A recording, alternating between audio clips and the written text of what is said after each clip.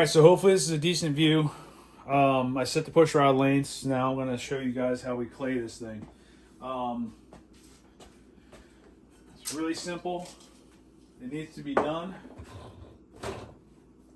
All I'm going to do is take some of this Play-Doh. After I clean this all off, get the any of the oil off the top of this piston. Get everything nice and clean. Just going to take some Play-Doh. You can use modeling clay. I prefer the Play-Doh because it's a little bit softer. Some people say that the Play-Doh has a little bit of, it's a little bit too rubbery. It bounces back. I don't think that, if you're being realistic with your measurements, I don't think that the amount that it bounces back would ever hurt you. It's never been an issue for me. You don't need a tremendous amount of this. Remember, you only have a small space inside this combustion chamber, so kind of knead it all together. Roll it around a little bit. You don't want it to crumble apart. You'll be doing this 3 or 4 times. I've had that happen with modeling clay where I don't have it bonded together well enough. So just knead it all together. Try to make it all one piece the best you possibly can. It's impossible to make it perfect, but get it close. And then we're going to want to focus on these areas. So really you're going to want to focus on where the intake valve is going to hit and where the exhaust valve will potentially hit. And you remember your quench area, right? Your quench area is going to be extremely tight up in here. So, you don't want to put a massive wad of Play-Doh up in there, or any kind of clay or anything up in there, because it's going to force out. It's going to be false readings in here. So what I typically find is I have roughly a quarter inch is what I come up with, less than a quarter inch to a quarter inch. So I try to make my Play-Doh wad here roughly a quarter inch thick, and I'll just kind of pack it down in, because we do want it to stick. It can get packed on the side of the piston. You're going to want to clean that out. But you can get in there with a pick tool or something like that and clean this all out. That there is probably pretty good. We're going to smush it over to the side here. That exhaust valve is still coming down on sort of an angle like this. So we're going to see it indent probably right in this area, I'm going to say. So as long as we're away there, we're more worried about that radial interference on the intake valve relief over here on this side here. So let's try that. Let's go with that. Sometimes you have to do it more than once because you miscalculated your thickness, and that's okay. Sometimes this stuff, it doesn't go right on the first try, and that's perfectly fine. I've been doing this for years, and I still have situations where it's going to go right on the first attempt. This may be one of them. So we're going to take the gasket. That's going to help to simulate an actual clamp down situation. Like I said, we're not going to run these head bolts down all the way. Make sure everything lines up on your dowel pins. For this, on a big block Chevy, you're going to want to try to, let's see if we can do this. I don't know if I'll be able to do it. I'm going to have to lift this head up just a touch. So, situated again. There we go. Just your intake push rod is going to be kind of a pain in the neck, because it's if you're using that adjustable push rod like I have, you can't necessarily get it down through the push rod guide plate. So you just got to be creative there. Pay attention to that before you go bolting everything down. And then it's simple. We're gonna just put a bolt at each end.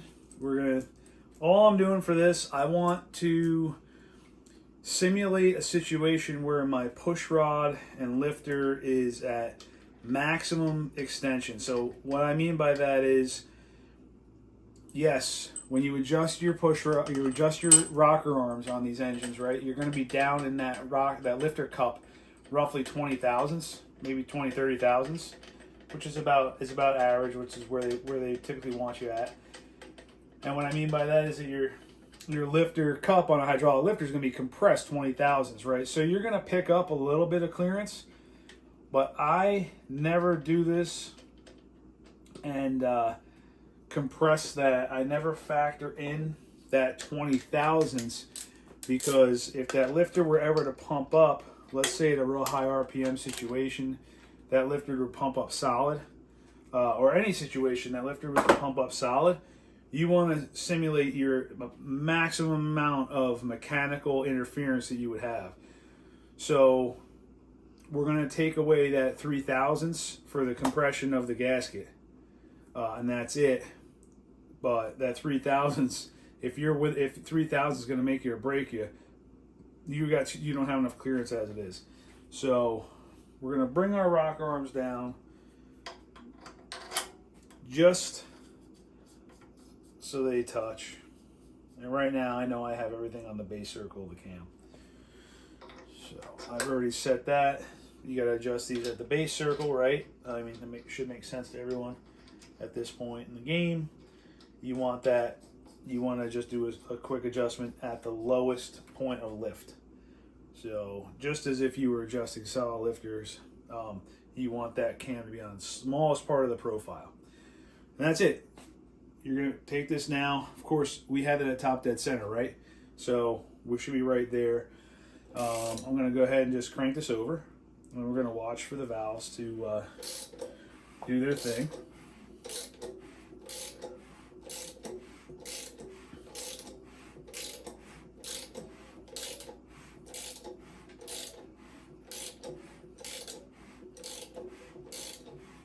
Let's go around twice, just to be certain.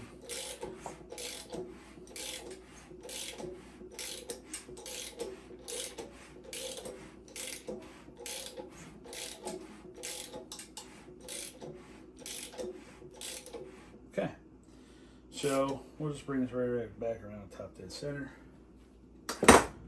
And that's that. So we'll take our rocker arms back. Now, here's kind of one of those things. You guys might do this at home, and the Play-Doh might stick to a valve, or it might stick to the combustion chamber. It happens. Don't get frustrated. It is what it is. If that happens, and it keeps fighting you, sometimes what you have to end up doing is putting a little oil or WD-40 or something on the combustion chamber and the valves so it doesn't stick to the Play-Doh. I didn't do that. I'm trying not to make a big mess here, but we might have to. So let's see what happened here. I'll just show you the simple breakdown of the Play-Doh. And then we'll go ahead and we'll do this on the other side, just for the heck of it. I'm not going to show you guys that on camera. It's kind of a redundant waste of time, my time and your time. But we'll check both sides just to make sure there's no oddities going on or core shift. Now, if we're 2 1/4 inches away, or sorry, a 1/4 inch away, 250 thousandths, I'm not going to check the other side. We know we're a mile away, but if we were right there on the edge, if we were at that 80 thousandths or 100 thousandths, I would definitely check both sides. So we'll see where we're at here. About 1 second. Look at that. So on the first try, perfection. Now look at that quench area. That quench area, man, that is tight. That's beautiful. Oh man, it's super tight. So that's gonna have great quench. Our valve, nothing stuck to the underside of the head. So that was a textbook run, I would call it. Look at that. Perfect, beautiful. You can see here, I don't know if you guys can see it. Let me get this a little closer, because actually this is a very, very, very good example of how you want this to turn out. So you can see our indent from our intake valve, right? It's right in that, you can see that radius. It looks like we're far away, but we're gonna cut it with a razor blade. And look right there, you can see right where the exhaust valve just nicked it. So look at all that clearance on the exhaust valve. I mean, we've got a mile of room on the exhaust valve. I don't know if you can if you could tell on this angle or not. But look at that. Ton of room on the exhaust valve. It looks to me like we've got a mile of room on the intake valve. That radius, as you can see right there. Here's a screwdriver just so I can point out what I'm talking about when I talk about this radius. So the radius of the valve is going to be the outside edge, right out here. And then the valve relief is all the way over here. So there's a good quarter inch or so of space, maybe a little less than a quarter inch between the radius of the valve relief and the valve itself. So that's what we want. Sometimes with a huge valve, you know, especially on a smaller bore like this, you might see that get a little bit closer. And sometimes on cheap pistons, you see it get real close. Stock pistons, things like that. So you just have to watch it. Our quench area, look at that. That's tight, man. That's great. Some guys bring that up to the point where they just about touch. On a street engine like this, we're not going to do that. But heck yeah, man. We're ready to do the final assembly on this thing. Everything is right on the money. I am super, super stoked and happy with that. So let's just show you what I'm going to do here. So, really, on this one here, don't even need to do it. What I'll do, I'll just take a razor blade, just like this. And hopefully this one's nice and sharp. And it's not that sharp. It's kind of a crappy razor blade. But we'll just go down, we'll cut. And I'll show you the cross section. Look at that. Now, even if someone made a mistake on valve adjustment, you're nowhere near hitting. I mean, that is a plenty of clearance there in that valve relief. And you can see it here on this side too. Right? You got a ton of room on the radius. Obviously the exhaust valve just nicking right there. So, guys, we're set.